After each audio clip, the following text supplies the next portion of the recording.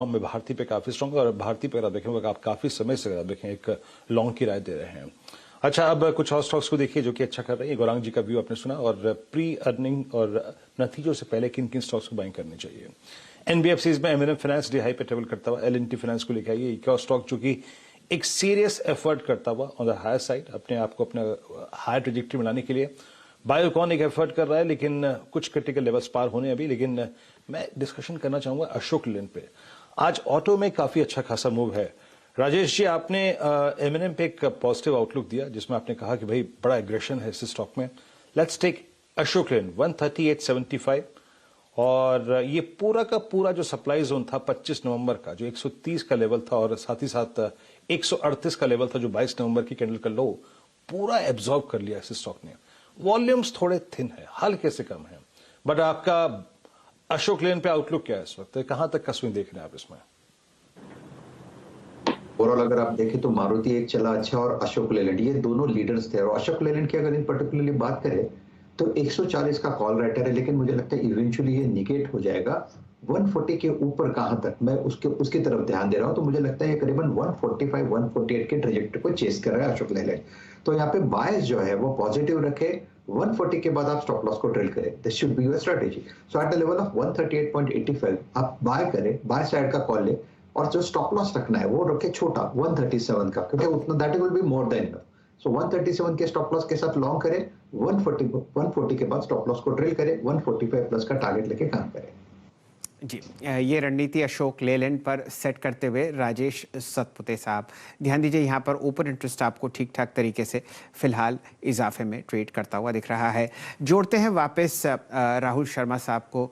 राहुल जी, आपकी इंडसइंड बैंक की कॉल बहुत ही बखूबी काम करती हुई दिख रही है। यहाँ पर अगर आप ओपन इंटरेस्ट भी देखें तो वो आपको 2-2.25% अब बढ़ता हुआ दिखेगा। यहाँ पर आप किसी तरीके का कोई बढ़िया ऑप्शन ट्रेड सजेस्ट करेंगे? अगर आप वॉल्यूम भी देखें एफएनओ में तो ये भी लगभग आपको 10,000 कॉन्ट्रैक्ट्स दिख रही है, 83% ज्यादा कल के मुकाबले।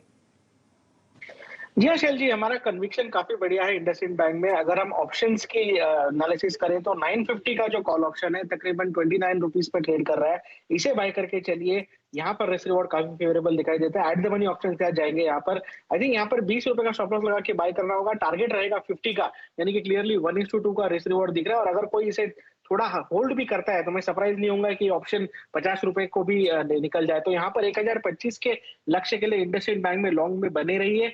950 का जो कॉल ऑप्शन है तकरीबन 29-30 रुपीज के आसपास ट्रेड कर रहा है। तकरीबन 50 रुपए के लक्ष्य यहाँ पर देखने को मिल सकते हैं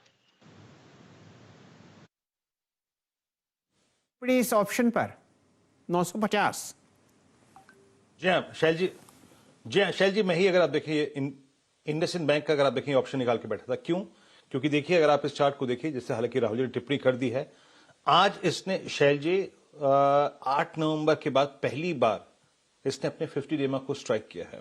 और 50 डेमा को जब स्ट्राइक किया है तो भाव है करीब करीब 945 और इसके दो एवरेजेस जो कि प्लेस्ड हैं 100 और 200 वो आते हैं करीब करीब 985 के जोन में। तो इस करीब करीब 40 रुपए के अपसाइड को प्ले करने के लिए अगर इसमें थ्रस्ट आता है तो मेरे ख्याल से सबसे सटीक ऑप्शन ये 950 का कॉल ऑप्शन है। 29 रुपए के आसपास ट्रेड कर रहा है। और एक और चीज याद रखिएगा, इसमें आज लगभग समझ लीजिएगा कि 2 नवंबर के बाद पहली बार एक 10 और 20 का पॉजिटिव क्रॉस ओवर है। तो बहुत सारे oversold structures with in the banking वो एक पुलबैक जनरेट कर रहे हैं, जिसमें आरबीएल शामिल है।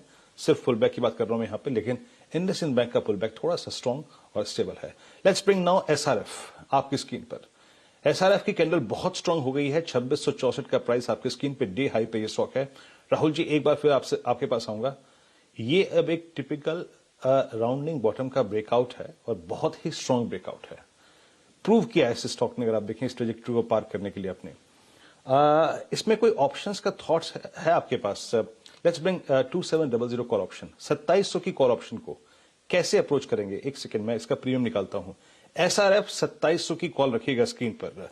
ये ट्रेड कर रही है अप्रोक्सीमेटली अगर आप देखें तो इस वक्त 53 रुपए में। रीजनेबली प्राइस्ड ऑप्शन लग रहा है ये। राहुल, आपकी राय क्या कहती है? 54 रुपए। अब कैसे अप्रोच करेंगे इस ऑप्शन को आप?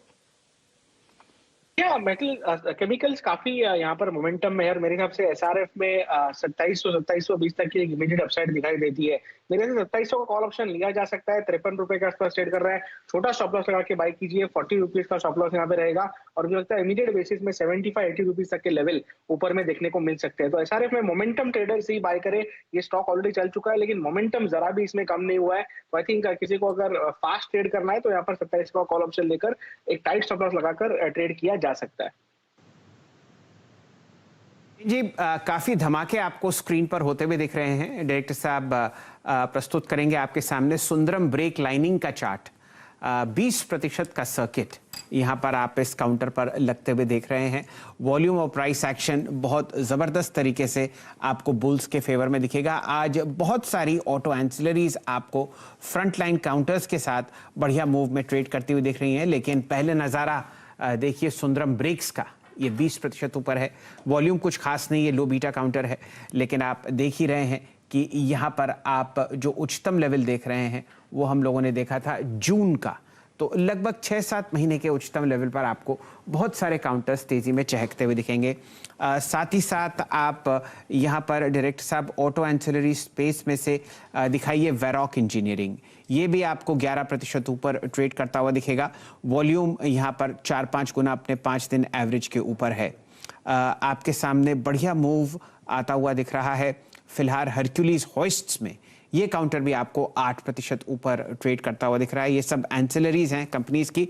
और टालब्रॉस ऑटो, हम लोग अक्सर इस काउंटर की चर्चा करते हैं, ये भी आपको 10% के पहले सर्किट पर लगता हुआ दिख रहा है 591.50। अन्य कई काउंटर्स एंसिलरी स्पेस में आज बढ़िया मूव दे रहे हैं।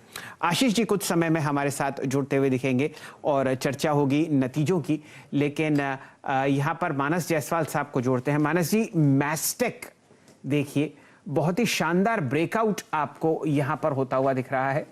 3251 और 3 गुना ज्यादा वॉल्यूम 5 दिन के एवरेज से आपके सामने।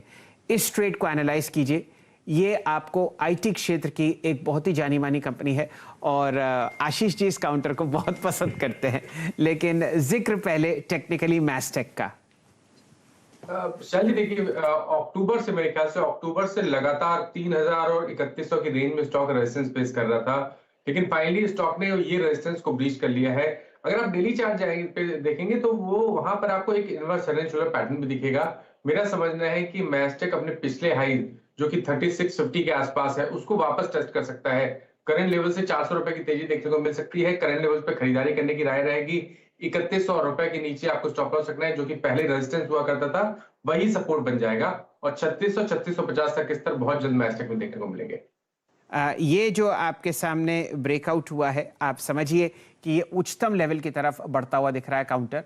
और यहाँ पर हमने 19 अक्टूबर का अब प्राइस आते हुए देखा है। ऑल टाइम हाई जो हम लोग ट्रैक कर रहे थे वो 18 अक्टूबर का था, वो था लगभग 3670। वॉल्यूम और प्राइस दोनों बहुत ही शानदार तरीके से मैस्टेक पर आपको तेजी में जुड़ते हुए दिखेंगे। वीरेंद्र जी, आपकी कुछ टिप्पणी? जय मास्टेक। शैली में आपके बात करते करते जैसे आपने पिक किया उसी को देख रहा था स्टॉक को। मास्टेक 3253 पे और ये अपने करियर की हाईएस्ट ट्रैजेक्टरी में है इस वक्त, याद रखिएगा। हाईएस्ट मतलब ऐसा नहीं कि क्लोज नहीं बोल रहा हूं मैं, इसकी क्लोजिंग थी ऑल टाइम हाई की, आप समझ लीजिएगा करीब करीब 3450 के आसपास। और उसी दिन का इंट्राडे हाई इसका था करीब 3686 का। लेकिन बड़ी बात यह है कि आज की इस कैंडल के साथ इसने उस कैंडल के जोन में एंट्री पा ली है। तो ये ऑल टाइम हाई ट्रैजेक्टरी की कैंडल में अगर आप देखें अब रोटेट करता हुआ स्टॉक और 3259 पे, और आज के वॉल्यूम्स उस कैंडल के हाईस को या फिर उस जोन को अचीव करने में पूरा मददगार साबित होती हुई। और आज के वॉल्यूम्स आप समझ लीजिएगा कि शायद जब तक क्लोजिंग होगी ये 2 दिसंबर के बाद के सबसे स्ट्रॉन्गेस्ट वॉल्यूम डे है। तो नजर रखिएगा जब भी आप इस स्टॉक को ट्रेड करें या फिर देख रहे होंगे तो आप एक बार एक इंप्रेशन 20 अक्टूबर की कैंडल का भी देखिएगा जरूर। उसका हाई, उसका क्लोज, उसका ओपन एग्जैक्टली उसी की ट्रैजेक्टरी में जाकर ये स्टॉक ट्रेड करता हुआ 3262 का स्तर यहाँ पे है। और कुछ काउंटर्स देखिए, ये कॉल किसकी थी? यूनाइटेड ब्रेवरीज, हमारे इस नहीं, टेक महिंद्रा, चोला फाइनेंस, यूबीएल कॉल थी मेरे ख्याल से प्रकाश गावस्कर की। और मैकडोवेल्स ये स्क्रीन पर डे हाई पर है। प्रकाश सर, कुछ तो है इन स्टॉक्स में आज बदला सा। मैकडी को देखिए यूनाइटेड स्पिरिट्स को 930 रेंज को पार करता हुआ। यस, ये स्टॉक मैंने रेकमेंड किया था अभी मेरे ख्याल से 1 बजे। बहुत बढ़िया अपमूव मिला है। ऑन द अपसाइड जो टारगेट है 1660 है, वो तो डेफिनेट आएगा, लेकिन थोड़ा वक्त देंगे तो मैकडॉनल्ड्स, यूनाइटेड ब्रेवरीज 1680 भी देखेंगे। स्टॉप होगा करीब 1635 का, trade long. Yes, United breweries अच्छा लगता है बहुत मुझे। चार्ट चेक्स आपके सामने फिलहाल स्क्रीन पर होते हुए दिख रहे हैं। वीरेंद्र जी, एक खबर कुछ समय पहले